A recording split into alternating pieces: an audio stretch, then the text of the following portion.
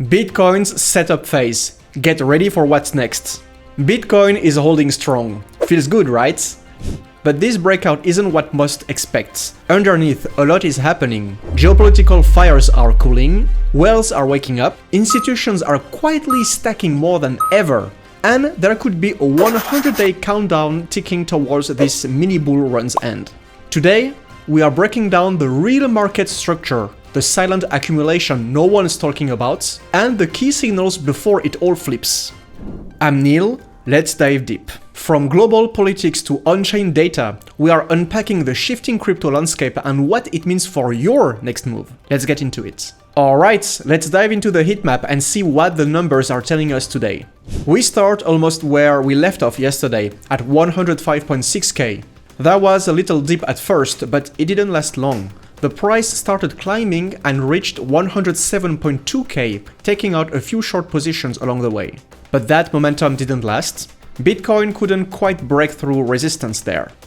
Instead, the price started drifting in a slow, slightly downward motion, until buyers stepped in again and pushed it up to 107.6k. Then, things got interesting. The price moved sideways, hanging just below resistance. It was like watching Bitcoin quietly chip away at those resistance levels. But then, boom!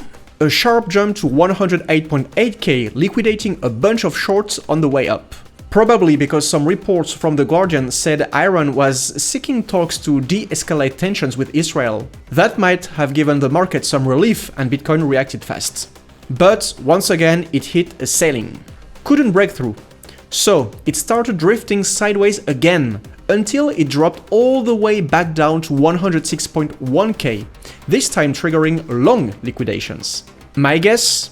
It might have been because Trump left the G7 and made strong comments about evacuating Tehran at the same moment, which made the market nervous.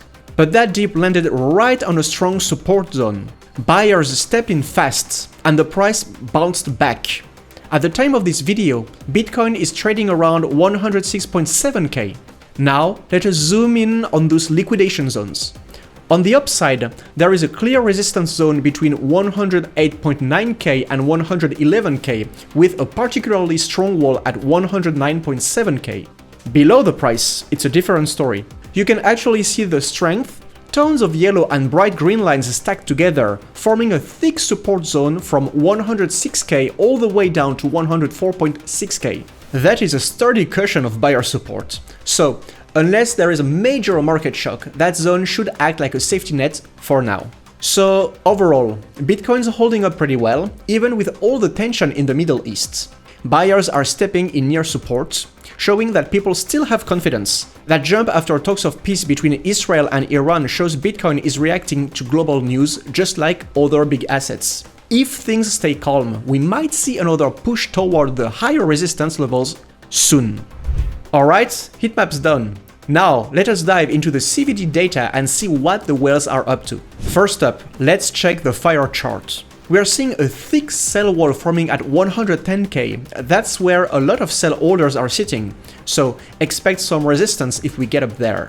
Now, over to the CVD. This tells us what the big players are doing. Starting with the mega whales, the brown line. These are the giants placing orders between 1 million and 10 million USD. They were buying aggressively over the past few days.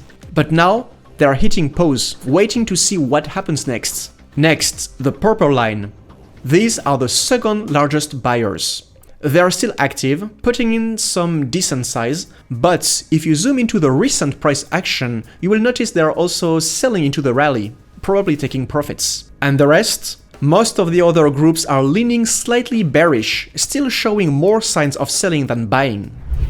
That's what the Heatmap and CVD are showing us, but there is more to the story.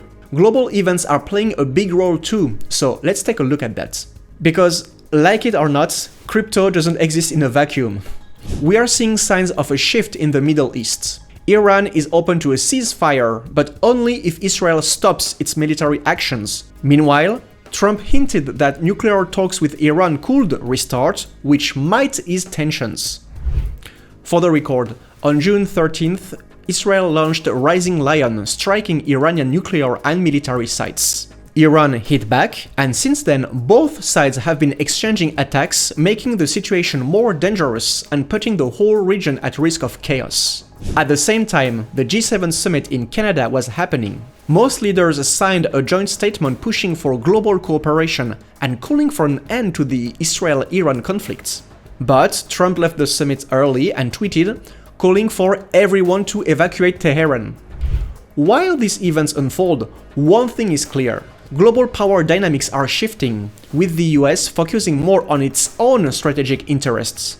Markets are reacting too. Gold surged to new highs before pulling back. Oil prices remain high amid ongoing geopolitical uncertainty, and Bitcoin has held up well, trading just under 108k as of today. Now, let us talk about the smart money, because while retail is still on the sidelines, institutions, they are not just back, they are doubling down. Money doesn't sleep, as Gordon Gekko said. Net inflows into crypto hit 583 million USD last week alone, the highest since February. Bitcoin led with 1.3 billion USD in inflows this month. And who's leading the charge? MicroStrategy! Of course! Who else? They just bought over 10,000 more Bitcoins, now holding over 592,000 Bitcoins at an average price of 70k. And in Japan, Metaplanet, Japan's MicroStrategy, they just bought 10,000 Bitcoin too and just issued 210 million USD in stock bonds to buy more Bitcoin. Why? Because in Japan, you can avoid brutal taxes by investing through public vehicles like Metaplanet. Japanese investors are using them as a proxy to get into crypto, basically avoiding heavy taxes. The result? Metaplanet's stock moves right along with Bitcoin, and more Japanese companies are peeling in. So, while most people are still waiting for the crash, sovereign players and corporate giants are quietly stacking every dip. Call it boring if you want, but institutions call it opportunity. Let's zoom in on the blockchain, because the signals here, they are anything but boring. Whale wallets, those holding more than 10 Bitcoins, they just surged for the first time in 3 months. Over 622 new whale wallets in just 4 weeks. Meanwhile, accumulation addresses, the wallet that only receive and never sell, they are climbing steadily, and more than 1 million Bitcoin just moved from short-term holders to long-term holders. That's usually what happens before a major run. The Bitfinex Alpha report even says this looks eerily similar to past cycle bottoms. But here's the twist. We might only have 100 days left before this bull cycle tops out. Yeah, let that sink in. If you line up Bitcoin's historical bull runs from 2013, 2017, and 2021, the fastest and most vertical phases last around 150 days. And if this cycle plays out the same way, we are already 50 days in. This is why this current dip might be the last real opportunity before parabolic mania and the chaos that follows it. Meanwhile, things are heating up for crypto on Capitol Hill. This week, the Senate is set to vote on the Genius Stablecoin Regulation Act, a bill that could finally clear up how stablecoins work in the US. Even some Democrats are coming around to it. But it's not all smooth sailing. The crypto market structure bill got blocked because of political drama, mainly because the Trump family is now heavily involved in crypto through Truth Social and other projects. And that matters, because their crypto ties could shake up how regulation plays out. Truth Social even recently filed with the SEC, which could change the whole game. Translation: crypto is turning into a political weapon, which brings risks but also big opportunities for investors. However, it raises important questions about neutrality, depending on one's political inclinations. And do not forget JP Morgan. They just rolled out JPMD, a new digital payment product that many think is basically a stablecoin.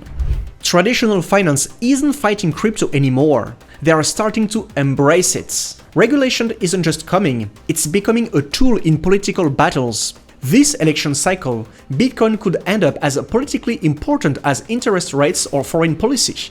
So, here we are, Bitcoin's holding strong above key support, institutions are buying, not selling, geopolitical risks are stabilizing, for now, and US regulation? It's finally inching closer to clarity. Bitcoin's holding on, but this isn't the breakouts, not yet.